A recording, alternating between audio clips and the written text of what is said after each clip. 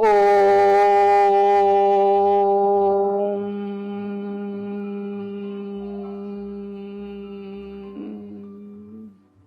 जय जिनेंद्र। मैं हीना जैन, योगा ट्रेनर।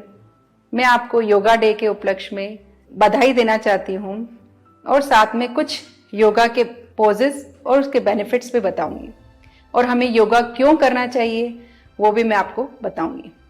हम योगा रोज सुनते हैं, लेकिन सिर्फ योगा डे के दिन ही हमें योगा करना है ये हमें नहीं सोचना है। हमें योगा डे के अलावा भी हमें हमारे रूटीन में हमें योगा करना चाहिए। सिर्फ हम योगा डे के दिन योगा करें और कुछ पोजेस करवा दें, उससे कोई बेनिफिट नहीं होगा। जिस तरह से हम हमारा दिनचर्या में और भी कम जो हम काम करते हैं, उसी तरीके से हमें हमारी दिनचर्या में योगा को भी जोड़ना होगा। जिस तरह से हम रोज खाना खाते हैं, रोज पानी पीते हैं, हर सेकंड सांस ले रहे हैं, उसी तरह से हमको योगा भी करना होगा।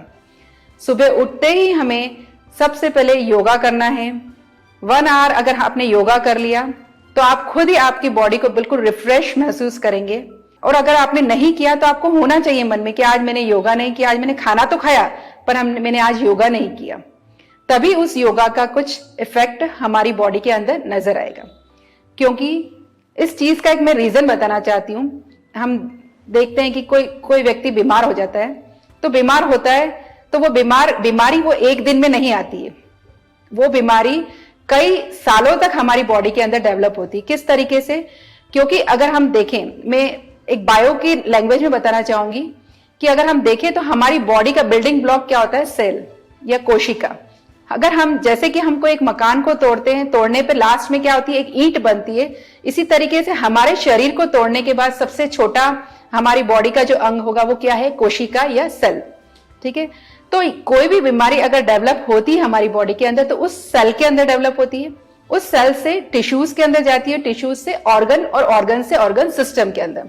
लेकिन हमको ये पता कब चलता है कि हमारी बॉडी के अंदर कोई बीमारी हुई है? वो हमको कब पता चलेगा? जब हमारे ऑर्गन सिस्टम तक वो चीज आ जाती है और वो बहुत देर हो चुकी होती है, हमारी बॉडी में पूरी तरह से वो बीमारी फैल जाती है।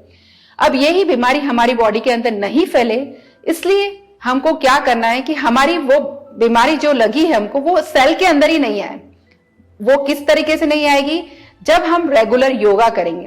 क्योंकि हम ना तो रोज हम उसका हमारी बॉडी का हम कोई हर महीने या मंथली या ईयरली भी हम कोई हमारी बॉडी का चेकअप नहीं कराते, तो हमको नहीं पता चलता हमारे अंदर क्या क्या बॉडी में बीमारियां डेवलप हो रही है। तो योगा करने से अगर आपकी बॉडी के अंदर कुछ बीमारियां डेवलप हो भी गई तो वो धीरे धीरे अंदर से खत्म हो जाएगी। लेकिन हमको पता भी नहीं है कि हमारे अंदर क्या बॉडी है, लेकिन वो योगा करने से प्रॉपर हमारी धीरे धीरे खत्म हो जाएगी। तो हमको हमारे दिनचर्या में यही रखना है कि हमको योगा रेगुलर करना है, जिससे जो हम अनजान हमारे अंदर बॉडी के अंदर जो भी बीमारियां डेवलप हो रही है वो डेवलप नहीं हो। प्रॉपर तरीके से हमारा मस्कुलर सिस्टम चले, प्रॉपर तरीके से हमारा एंडोक्राइन सिस्टम चले, जिससे हम पूरी तरह से हमारी बॉडी के अंदर हम प्रॉपर वर्कआउट कर सके और हमको कभी भी हमारा हॉस्पिटल या डॉक्टर के चक्कर न लगाने पड़े। ये पूरा आपको जो मैंने बताया इस संदेश से यही करना चाहती हूँ कि हमको रेगुलर ही योगा करना है। कुछ लोग कहते हैं कि योगा से कोई इफेक्ट नहीं होता, लेकिन योगा से कोई चमत्कार नहीं है कि आप एक दिन योगा करेंगे या 2 दिन या 1 महीना करने पे आपको कुछ इफेक्ट हो जाए। बस हमें यही रखना है कि हमें हमारी दिनचर्या में रोज हमको योगा करना है। रोज हमारी बॉडी के अंदर हमको ये लाना है कि हमारी दिनचर्या के अंदर सुबह उठते ही हमें योगा करना हो। आज मैं आपको कुछ आसन डेमोन्स्ट्रेट करके बताऊंगी और साथ में उनके बेनिफिट्स भी बताऊंगी। उन आसनों में है ताड़ासन, वृक्षासन, चक्रासन, उष्ट्रासन और पादहस्तनासन। इन सबको करने से जो जो बेनिफिट्स होते हैं और उसको किस तरीके से किया जाता है वो आप देखिए और उसको आप आपकी दिनचर्या में लेके आइए। स्टैंडिंग पोज में सबसे पहला आसन है वृक्षासन। वृक्षासन करने के लिए आप बिल्कुल सीधे खड़े हो जाएं, दोनों पाँवों को मिला लें, धीरे से बैलेंस बना के एक पाँव को आप दूसरे पाँव पे रखें और सीधे गहरी सांस भरते हुए हाथों को पूरा ऊपर खींचते हुए एक पॉइंट पे कंसंट्रेट करते हुए आप सीधे खड़े रहें। इस आसन को करने के लिए, ज़्यादा समय तक करने के लिए आप एक पॉइंट पे कंसंट्रेट बनाए रखें। इससे होने वाले फायदे, इसमें आपको साइटिका का दर्द, आपके शोल्डर्स पेन, नेक पेन, उसमें आपको बेनिफिट होगा। 10 सेकंड तक होल्ड कीजिए, धीरे धीरे सांसें छोड़ते हुए आप वापस उसी अवस्था में आ जाएं और लेग चेंज कीजिए। फिर अगेन गहरी सांस भरते हुए हाथों को पूरा ऊपर खींचते हुए एक पॉइंट पे कंसंट्रेट, इससे हमारा कंसंट्रेशन भी बढ़ता है। सांसों को छोड़ते हुए वापस उसी पोजीशन में आ जाए। नेक्स्ट पोज है ताड़ासन। ताड़ासन में हमको गहरी सांस भरते हुए हाथों को पूरा ऊपर की ओर खींचना है और पंजों के बल खड़ा होना है, पूरा ऊपर की ओर खींचना है। इस आसन से कंसंट्रेशन बढ़ता है और 12 साल तक के बच्चों की हाइट बढ़ती है। जिन बच्चों की हाइट नहीं बढ़ती है, इस आसन को करने से हाइट बढ़ेगी। शोल्डर्स पेन, हाथों का पेन, नेक पेन, उससे बेनिफिट मिलता है। होल्ड करके रखें, देन अगेन रिलैक्स।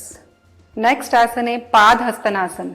इसमें हाथों को ऊपर गहरी सांस भरते हुए और नीचे की ओर ले जाएंगे।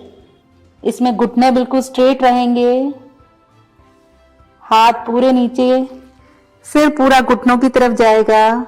इस आसन को करने से हमारे पेट से रिलेटेड जो भी डाइजेशन से रिलेटेड जो भी बीमारियां हैं उसमें बेनिफिट मिलता है। लेग स्ट्रेच होते हैं, लेग पेन में बेनिफिट होता है। और एक्सेल करते हुए वापस हाथों को उसी पोजीशन पे लेके आएंगे। नेक्स्ट सिटिंग पोज में है उष्ट्रासन। उष्ट्रासन के लिए आप सबसे पहले वज्रासन में बैठ जाएं। वज्रासन में बैठ जाएं, फिर आप वज्रासन में ही खड़े हो जाएं घुटनों के बल। फिर धीरे से आप ये हाथ और दूसरा हाथ बैलेंस बनाते हुए पूरी बॉडी को ढीला छोड़ दें, गर्दन पूरी ढीली छोड़ दें, पूरी बॉडी खींची हुई। इस आसन को करने से हमारे बैकबोन और पोस्चर में बेनिफिट मिलता है और पेट से रिलेटेड जो भी प्रॉब्लम्स है उनका वो क्योर होती है। नेक्स्ट हम चक्रासन करेंगे। चक्रासन करने के लिए आप बिल्कुल सीधे लेट जाएं। सीधे लेटने के बाद लेग फोल्ड करें, हाथों को बैलेंस बनाते हुए पूरी बॉडी को ऊपर की ओर खींचना है।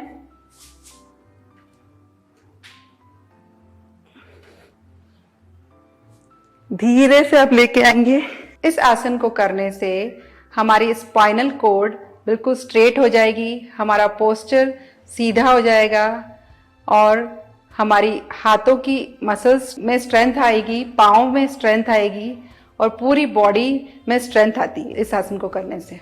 लेकिन इस आसन को किसी भी योग प्रशिक्षक के अंडर में रह के ही करना चाहिए, क्योंकि इजी आसन नहीं है, टफ है। तो इसको किसी के साथ में रह के करना है, अकेले नहीं करना है आपको। तो इसके अलावा भी बहुत सारे पोजेज हैं जिनको आपको करना चाहिए।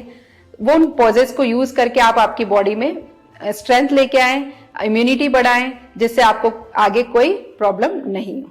जय हिंद, जय भारत।